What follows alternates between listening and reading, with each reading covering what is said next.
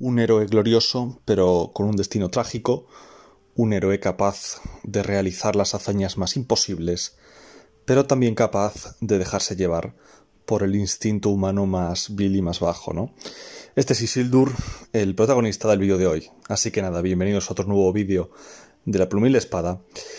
Y hoy vamos a hablar del príncipe Isildur. Isildur, decir que era el hijo de Elendil y era hermano de Ainarion, ¿no? Eran una de las familias, pues, nobles de Númenor. De hecho, Isildur era nieto del rey de Númenor. Entonces, bueno, ¿qué pasa? Que en Númenor era el reino humano más poderoso que jamás haya existido, ¿no?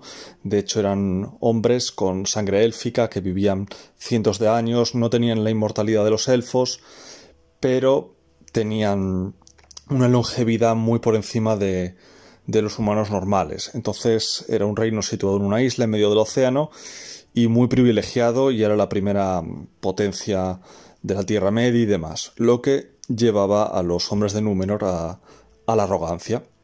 Entonces, en ese momento, los hombres de Númenor tenían prisionero a Sauron.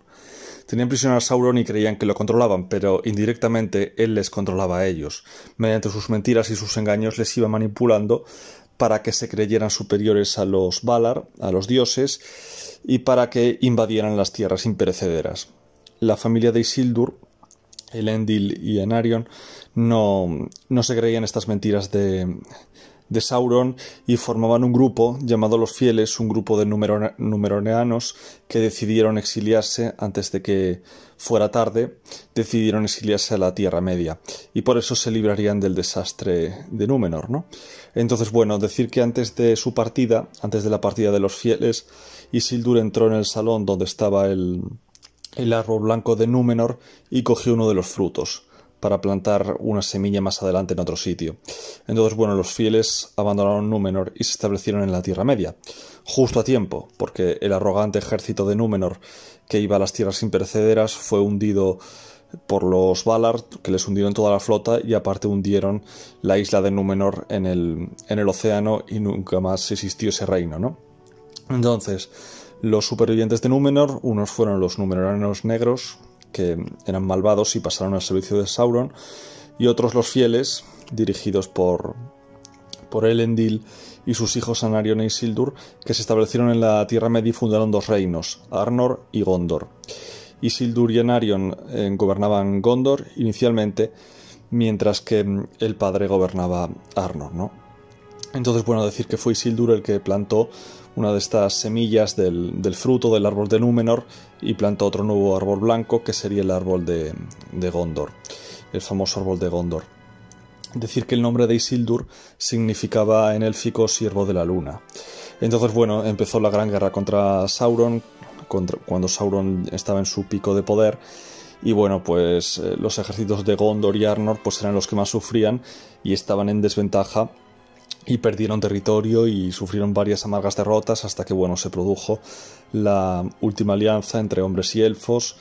Y bueno, pues poco a poco le fueron dando la vuelta a la situación hasta arrinconar a los últimos ejércitos de Sauron, pues en la batalla de Dagorlad, en la tierra de Mordor.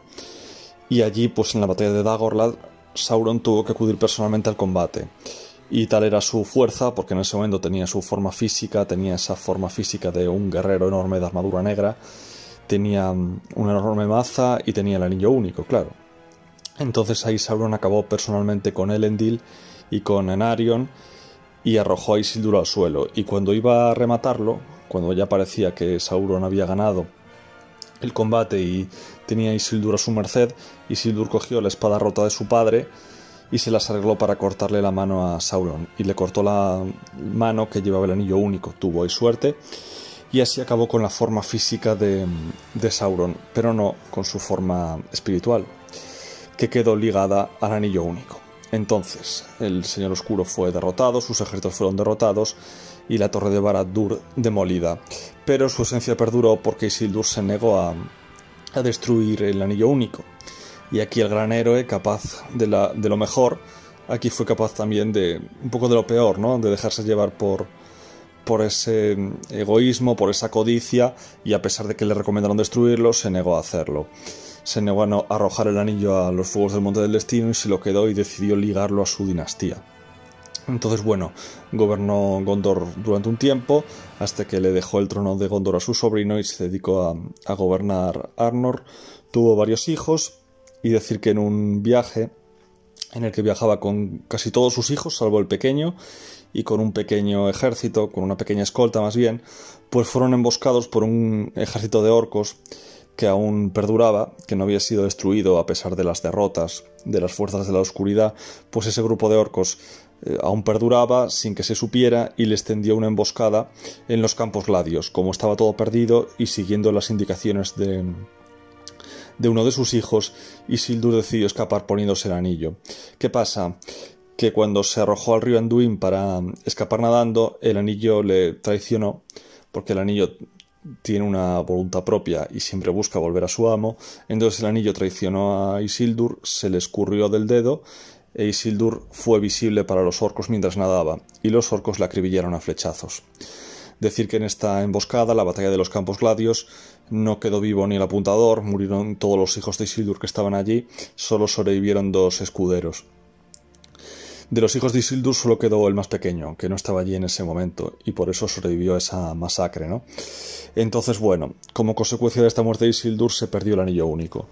Se perdió el anillo único, que quedaría durante muchos años en el fondo del río Anduin, hasta que sería encontrado por la criatura Gollum, por el hobbit llamado Sméagol, antes de convertirse en Gollum, y ahí empezarían los problemas y empezarían los hechos de la Guerra del Anillo. Pero bueno, eso es un tema para otro vídeo. El de hoy termina aquí. Darle like si os ha gustado, suscribiros para más contenido, y recordad que dejo los enlaces a mi blog y a mi material ahí abajo, www.laprimerespada.es, y nos vemos en el siguiente vídeo. Adiós.